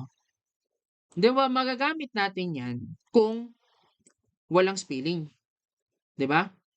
Pero sir, sabi niya, okay, meron daw isa number 7. Siya na nga mismo nagsabi na 50% daw yung masispill or yung matatapon. How come? Bakit? Or how come? Okay, at pwede nating gamitin itong mga to. Kasi ganito guys. Okay, pag open tank, tas merong natapon, pwede mo kasi dayain yan. Okay, now, sige, paano yung sinasabi kong pwede dayain? Kasi isipin mo ganito. Okay? Originally, ito yung tank, 'di ba? Tapos sabihin natin, kunwari alam mo na yung value ng angular speed, gaano mo siya kabilis paikutin so that mawala 'to. Imaginein mo ngayon, guys. Halimbawa, kapag ka pinaikot mo 'to, okay, tapos merong nawala, sigurado ang magiging itsura niya, guys. Something na okay, expected guys na gaganyan ang itsura. Okay, kasi merong mawawala. So, ito na lang yung tubig. Then ito yung parabola. And of course, since merong 50% na nawala, kita mo dyan na meron talagang matatapon. Okay, ngayon ito yung tanong ko. Halimbawa, okay, let's say, natapon mo na yung 50%. Okay, and ngayon ang ginawa mo, tinigil mo sa pag-ikot ito. Yan, tinigilan mo yung pag-ikot sa kanya. Okay, and in short, titigil na rin yung pag-spill. Kasi tinigil mo na sa pag-ikot, di wala nang di ba matatapon dyan. Ngayon ang tanong ko guys, halimbawa, pag tinigil mo sa pag-ikot yan, is there a way na babalik pa ba? Yung tubig na to? Ayan. Tatalon ba yung tubig na yan? Di ba once na matapon siya, guys, isipin nyo na lang ha, natapon na yung tubig, pag in-stop mo siya, gagawa ba ng paraan yan para tumalon? Meron bang capacity guys? Yung static na water na tumalon? 'Di ba wala naman? Kasi natinapon mo na natapon na siya. Di wala na. Okay, unless merong isang malaking container diyan, tapos parang nire-recycle, parang fountain. Pero hindi naman ganoon ang case natin 'Di ba parang isang object lang siya inikot mo. Natapon na yung tubig, edi pagkahinto, di wala na. Stop na 'yan. Okay? Ngayon, syempre, kung hindi na pala babalik ang tubig, edi lumalabas guys, kung nakahinto yan, kung hindi siya umiikot, okay, ganito ngayon ang magiging itsura niya. Okay, wherein, ang height pa rin ng tank is 1.5 meters. Yan pa rin ang height ng tank. Pero guys, kung 50% ang nawala, edi lumalabas, okay, pag nag-stop ito, meron pa rin siyang laman. Okay, yun nga lang, okay, yung height ng laman na to, hindi na siya yung buong 1 meter. Okay, saan siya magiging equal? Alamin nyo, depende lang siguro. Okay, sa sasabihin niya. Kung 50% ang nawala, edi kunin mo ano yung 50% na to, then i-minus mo. Okay? Then kunin mo ano yung height nun. Na obvious naman kasi kung total height niya 1 meter, nawala yung kalahati, okay, edi lumalabas guys, we have 0.5 ito. Okay, o now, paano halimbawa? O let's say kung let's say 70% ang nawala. O edi gawin mo lang guys, anuin mo lang. O alamin mo kung 70% nawala, o alamin mo ano yung 30% iniwan. O then yun yung magiging bagong height. Okay, ganun lang siya. Okay, now bakit ko to ginawa? O kasi ito na guys, nadaya na natin yung problem. O, 50% is filled. Pagka nagawa mo 'to, 'pag na-imagine mo, ano yung bagong itsura niya, wala ng kwenta yung 50% is filled. Kasi ang idea diyan guys is that, kung eto na lang yung natira, okay, once na matapon ang 50%, okay, edi kahit pa, okay, paikutin mo yan, kahit anong klaseng pag-iikot ang gawin mo sa tank, wala na dapat matapon. Kasi 'pag meron pang natapon, o hindi na yun 50% spilled. Okay? Now, parang ganito. Para magamit mo, okay, ang formula na nilagay ko or binigay ko dito, okay, pagka merong spilled, okay, meron ng spilling na naganap. Ang point lang dito, hanapin mo ano yung, okay, matitira once na matapon yun. Pagka kasi nagawa mo na yun, o apply mo na yung same kanina. Halimbawa ito, ano yung omega para walang matapon? O considering itong, yan, naka-ano na to, naka-select na to. O, case, anong case mag-fall ba to? Number 1 or number 2? O, 0.5. Guys, mas mababa na sa kalahati. Less than half full na to. That is why ito na yan. Okay, y max is equal to capital H squared all over 2HW. Yan na siya. O, capital H is 1.5. Total height ng tank all over twice of 0.5. Okay, makukuha na natin to. Okay, ano yung value ng y max dito?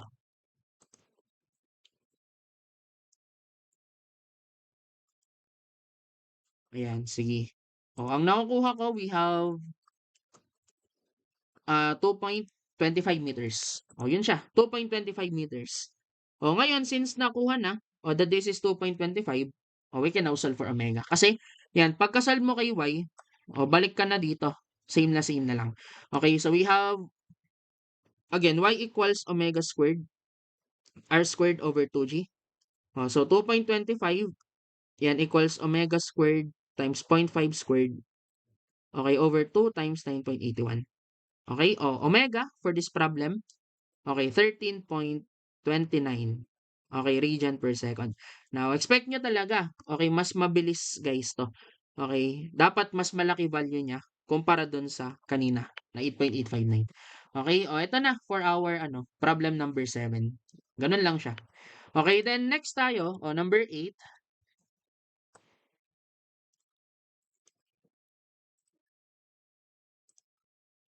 Ayan, yung tanong sa number 8, ito yung sabi niya guys. If angular speed is 150 RPM, how much area, okay, at the bottom of the tank is uncovered? Okay? So, ang gawin natin dito, first, kunin muna natin ano yung omega in radian per second. Kasi sinabi niya, this is 150 RPM. 'Di ba sabi natin kanina, gusto mo i-convert yan into radian per second. Multiply mo lang ng pi over 30. Okay? So, pwede naman ang gawin ko na lang dito, 150 over 30. Okay, kasi yung pi, para hindi mahirap, or para sakto pa rin, ito na yan, 5 pi, okay, radian per second. Ngayon, ito, paano ang approach natin dito? Okay, once na, syempre, ganito guys kung mismong problem ang nagbigay ng angular speed, okay, ng value ng omega, i-take advantage na yon. Okay, kunin mo na agad kung ano yung value ni y. Okay, kasi lalo na kung ang tinatanong niya is something na may kinalaman sa area. Okay, so malamang sa malamang magagamit mo to. Okay, ngayon kung iso-solve to, 5 pi squared, okay, times ano yung radius kanina? 'Di ba 0.5? Okay, squared. Okay, all over 2 times 9.81. Okay, kunin natin ito. Okay, ano yung magiging value neto guys pagka sinolve?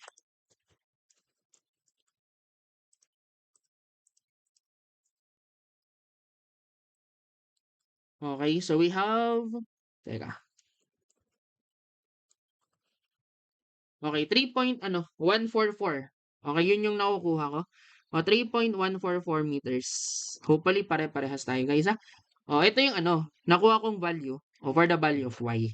Ngayon, since meron na tayong value ng y, pwede na natin actually i-drawing okay yung magiging scenario dito. Okay, kasi 'di ba yung y natin 3.144.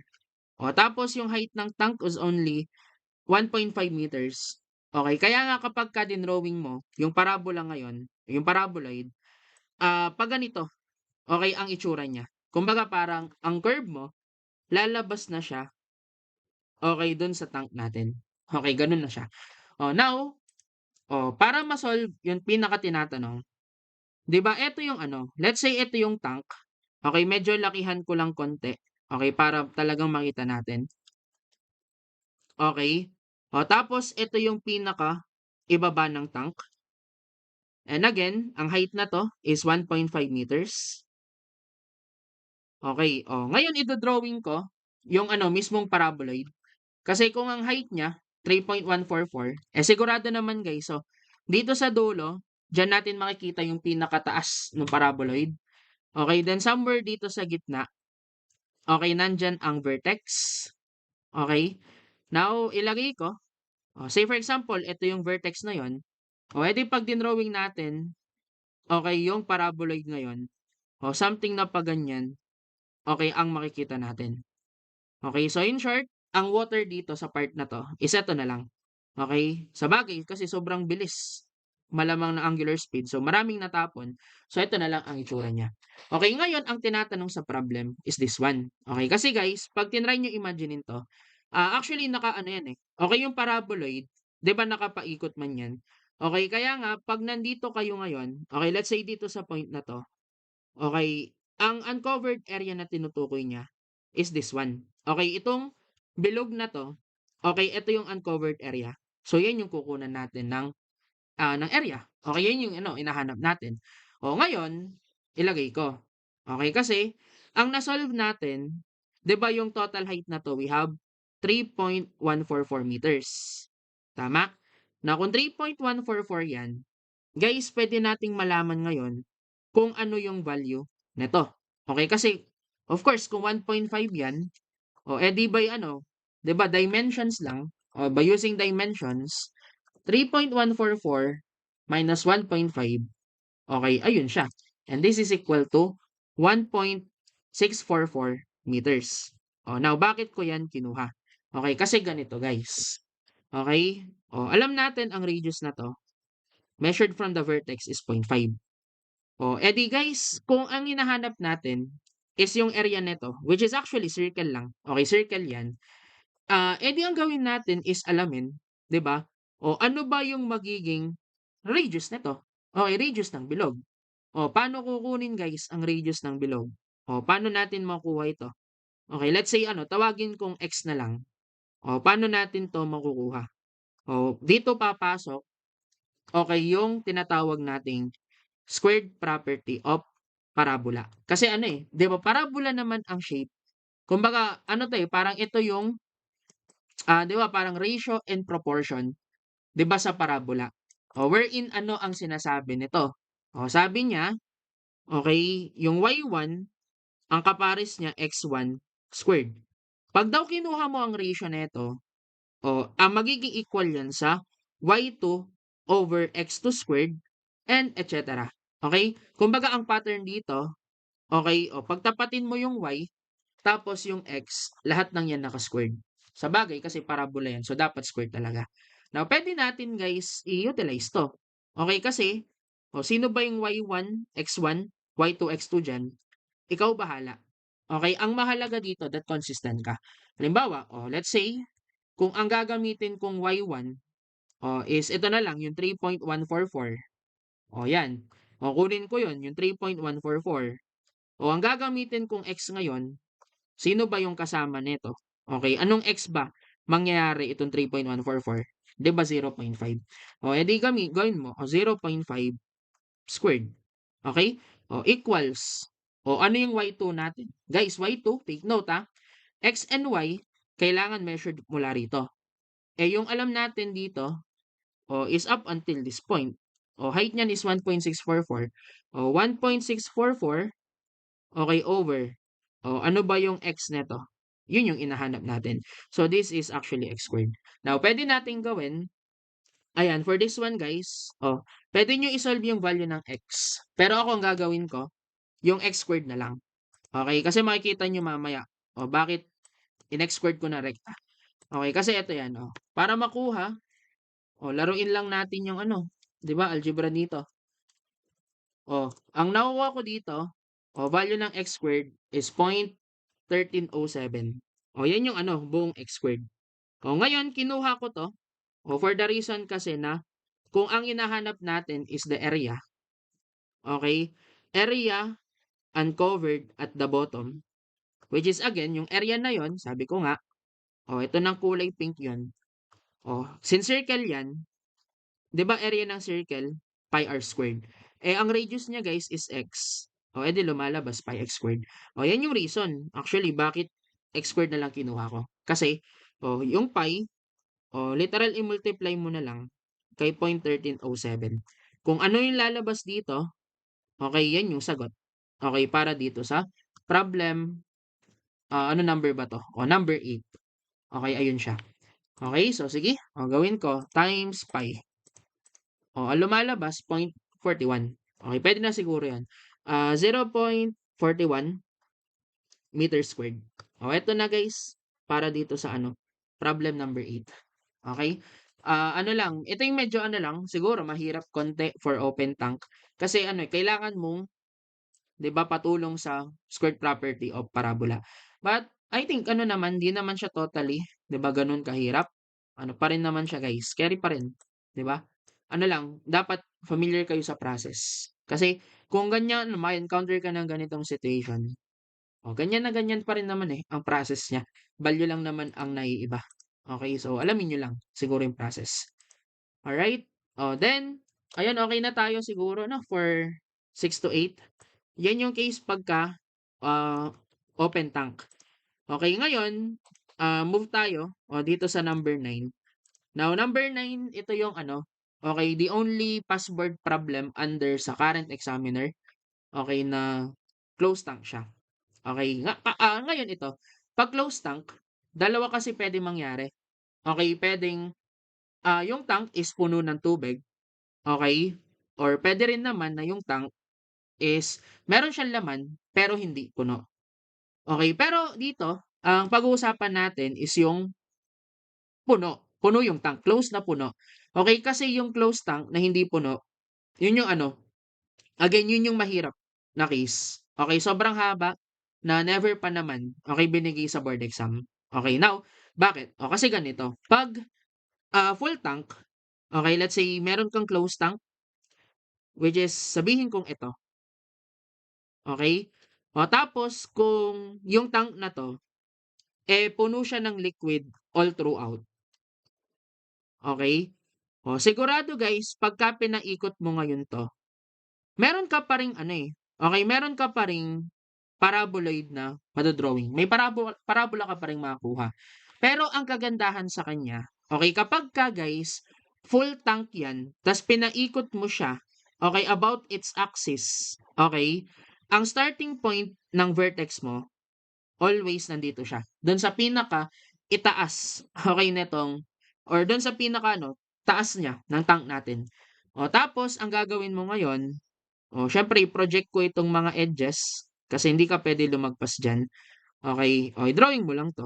Okay, gagawa ka lang, okay, ng paraboloid dito. So ganyan na siya, okay, kapagka closed tank na puno. Okay, now, ano ba yung mga normal na encounter dito? Katulad halimbawa na lang nito. Sabi niya, a closed tank, 'di ba, 1 meter in diameter, 3 meters high, is full of water. Then it is rotating about its vertical axis, okay, at a speed of 120 RPM. Or ang omega natin dito, lumalabas parang 120 over pi 30, okay, radian per second. Or I believe, pag sinolve, this is 4 pi, okay, radian per second. Ngayon, ang tinatanong dito guys, ano daw yung pressure at the top just under the cover along the circumference. Now, ang circumference na sinasabi niya, okay, is this one. Okay, ayan, yung dulo ng bilog. O, tinatanong niya, ano daw ang pressure at this point? Paano natin kukunin yon? O, guys, pressure is simply gamma times age. Now, ang gamma dito, 9.81 kasi water. Ang tanong na lang, paano mo kukunin yung age? Guys, katulad lang ng normal. Okay, ang value ng age, para ma-solve mo siya, alamin mo nasaan yung water surface. Na water surface natin, tandaan nyo guys ha, kapag ka closed tank ka, okay na puno, okay, kung ano yung paraboloid na na-drawing mo, yan ang water surface. Nagbabago siya, okay, kurbada siya, kaya depende sa location eh. Halimbawa, pag tinanong ka, o ano yung pressure pagdating dito sa pinakagitna, okay, o ang water surface mo is kung ano yung katapat niya. Now, same dito. O kung ang hinahanap is the pressure, okay, along the circumference dito sa taas, o hanapin mo, ano ba yung katapat nitong point na 'to? Yun yung kanyang water surface. Tapos kung ano guys ito, o yun yung age mo. Now, nagkataon or magkakataon, ang age mo dito is actually kung ano, 'di ba yung total height ni parabola, which is yung y.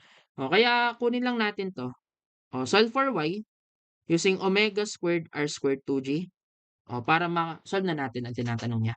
Okay, o kasi 4 pi squared 'to. Value ng r natin, okay, radius nito, o kung diameter is 1, so we will have 0.5, okay, then squared. Then ito, we have 2, okay, times 9.81. Now, isolve natin, ano ba yung magiging value nito?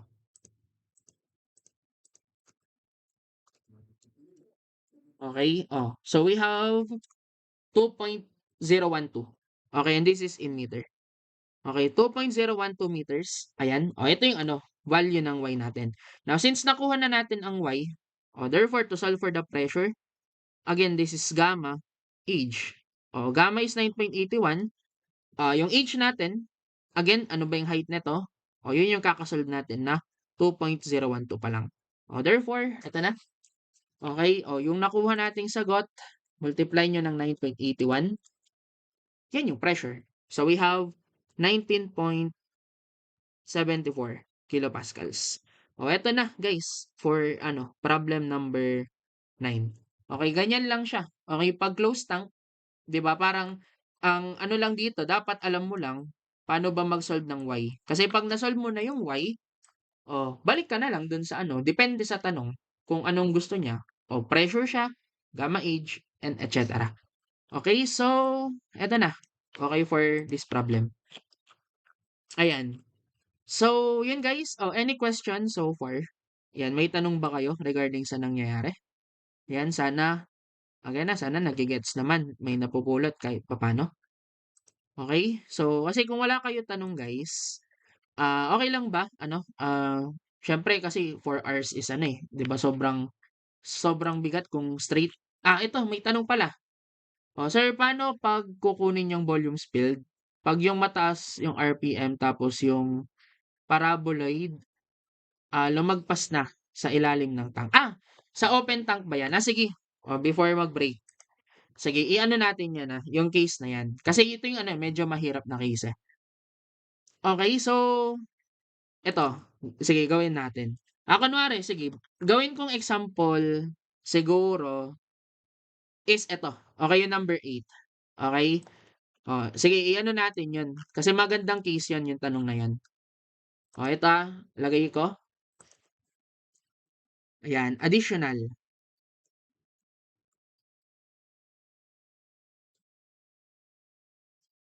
Ayan. So, for this one, okay. Ayan. Say for example, ganito yung case natin. Kasi may nakuha naman na tayong, di ba, mga values dito. Okay. Then, kopyahin ko to. Ayan. Tapos, say for example, ang tanong dito is this. Okay, what or determine, okay, the volume spilled.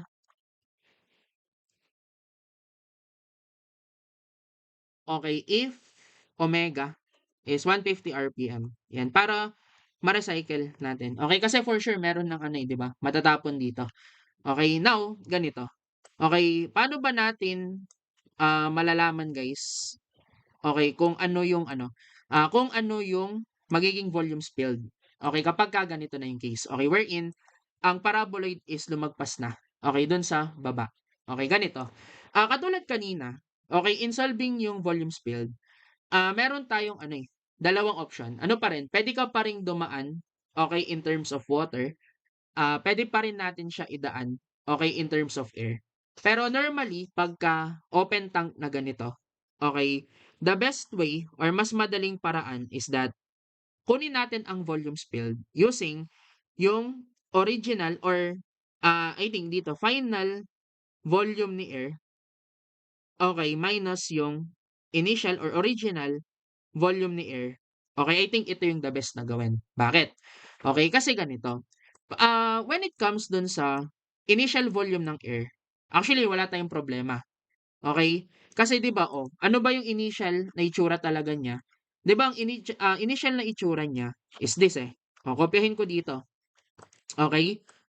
Isulat ko, ito yung initially, ayan, ito yung itsura 'di ba ng ano natin, ng cylinder natin. Kapagka kinuha natin ngayon, halimbawa yung kanyang yung volume, okay, ng air diyan, yung initial volume ni air, 'di ba ang tinutukoy natin dun guys is ito. Okay, yung blankong space na 'to. Now madali kasi parang ano lang siya, volume lang ng cylinder. Volume of cylinder, we have pi r squared times h, or dito we have pi times 0.5 squared, okay, multiplied by 0.5. Okay, ito yung volume ng air. Okay, considering yung initial. Okay, tapos considering naman yung final. Okay, asan ba yung magiging volume ng air? Kopyahin ko to. Okay, yung case na to, kokopyahin ko siya. Teka, wag ko na muna ilagay yung dimensions. Okay, then liitan ko konti para naman mag-match siya dito. Ayan, pwede na siguro to. Alright. So 'di ba ito yung condition natin 'di ba doon sa final. Now take note guys, yung paraboloid na 'to, since nasa ibaba or nasa labas ng tank, basically imaginary na siya. Okay, kaya nga, okay, pagka kinuha natin ngayon ang air ng or volume ng air dito, okay, asan yung air na tinutukoy niya? It is actually yung lahat ng nandun sa loob. Okay? Take note guys, ang air dito is yung lahat ng nasa loob. Okay? Now, ganito ngayon. Paano natin kukunin yung magiging volume niyan? Lagay ko dito. For the final volume of air, okay, tingnan nyo guys ito. Okay, yung shape na to, kasi again, ito yung inahanapan natin ng 'di ba, ng volume. Paano ba natin makukuha yan? Or paano ba natin ito ma-generate? 'Di ba pwede natin gawin ganito? Okay, kunin natin yung volume netong malaking paraboloid. Okay, isulat ko, volume of big paraboloid. Okay, pwede na siguro 'to. Then i-minus natin, 'di ba yung magiging volume nitong smaller paraboloid. Gano'n siya. So minus smaller paraboloid. Now, paano ba tayo guys kumukuha ng volume ng paraboloid? Ito huwag niyo kakalimutan. Isulat ko siguro dito. Tandaan ninyo, okay, volume of paraboloid, okay, is equal to 1/2 pi r squared h. 'Di ba parang ano lang, ang ginawa lang guys parang kinalahati lang yung volume ng cylinder. Ngayon kung i-apply natin siya dito, guys tingnan natin. Ano ba yung 'di ba ito, radius ng malaking paraboloid is 0.5. Ano ba yung total height na 'to? 'Di ba yan yung na-solve na natin kanina? So ito yung 3.144. Okay? That is why, pag kinuha natin ito, ito yan. 1/2 minus pi times 0.5 squared. Okay, times yung h na 3.144. Okay, then minus yung sa smaller. Okay, now sa smaller, saan ba 'to manggagaling? Ito. Okay, yung volume netong malaking ito. Or I mean netong maliit na 'to. Na 'di ba pag kinuha natin, Parang ito yan, eh. Okay, 1/2 pi, o ano ba yung radius niya, 'di ba that is x squared. Okay, then kung ano man yung height nito, o siguro tawagin kong, y sa buwan na lang or siguro z na lang. Okay, tawagin kong z, o kung ano man yung value nito, o yun yung ano, gagamitin natin ngayon. Okay? So that magiging ganito siya. 1/2 pi, then 'di ba x squared, nakuha na natin kanina 'to, eh, x squared, 0.1307, hiramin lang natin 'yon. Okay, no need to square guys, kasi x squared na yung buong 'to. Okay, then yung value ng z, ito yung ano 1.644. Okay, ngayon 'pag ito kinompute natin, yan na yung ano, magiging final or volume ng ano, okay, final air. Okay, kasi halimbawa 'yan, 'pag nakuha natin siya, madali na mas-solve ngayon, 'di ba? Sige try nga natin guys para ano, para at least maganda siyang tignan sa notes. Ayan, i-ano natin, kunin natin yung numerical value. Okay, but 'yan, ganyan lang yung ano niya, process kung sakali. Idaan niyo na lang siya, okay, in terms of air. Kasi 'pag water, sobrang hirap, okay, makuha ng volume. Ito yung ano, final volume ng air. 0.897. Okay, this is in cubic meters. 'Di ba? Tapos, siguro ito, kunin na rin natin yung isa. Yung doon naman sa initial niya, pi times 0.5 squared times 0.5. I think mas maliit ito. 0.393. Okay, yun nandito. Okay, kaya nga ito na. Since nakuha na, yung dalawa, ito na ngayon. Volume spilled is the difference of the two. We have 0.897, 'di ba, minus 0.393. Okay, or that will be actually 0. Ano ba to? 504. Okay, so yun yung ano, volume spilled. Ganyan karami. Okay, yung mawawala. Okay, pag nangyari yun. Okay, kaya ano yan, to summarize, ano lang, ang gagawin, pagka lumagpas na sa paraboloid, kailangan alam mo yung height na to. Okay, as well as ito, kung ano yung value niya. Kasi, ano lang, to solve for the volume spilled nun, ayan, find na air na lang. Okay, in terms of air na lang. Madali makuha to. Ang ano lang naman, siguro challenging part, again, kung hindi masyado familiar, is ito. Okay, paano kunin yung final air volume. Okay? Ano lang naman, basta laging ganito lang siya. Okay, malaking parabola minus maliit na parabola. Then, yan yung process. Okay? Ayan, hopefully na ano, nakatulong sana 'to, Kasi sa bagay puwede rin kasi itanong 'to, eh. Okay? Yan, other questions? Sige guys, meron ba? Ayan, kasi kung wala kayo tanong, ano muna siguro tayo, 15-minute break, okay lang ba? 15 minutes? Ayan, para ano naman, i-absorb muna natin, okay, kung ano yung nandito. Kasi baka ma-overwhelm tayo masyado, okay, kasi medyo maraming info, eh, ba yung nandito. So, ano, i-absorb niyo muna. Okay, then after 15 minutes, then balik tayo, okay, to discuss yung second part.